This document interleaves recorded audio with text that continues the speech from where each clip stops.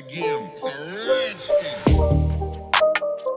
Beautiful pictures of Humayun Saeed performing successful Umrah with his wife Saimana Humayun are going viral on social media. It can be seen in the pictures that both the spouses are spending time together in Mecca and Medina. But this is not confirmed. This is probably the first Umrah of his life. If we talk about the age of Humayun Saeed in the year 2021, then he has turned 49 years old. And while his wife is only 45 years old.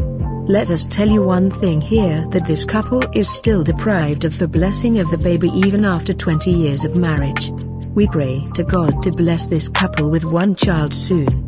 If we talk about Humayun Saeed's successful dramas a few years ago, then his drama Mehbaz Tum Ho has achieved record-breaking success. Let us tell you an important thing.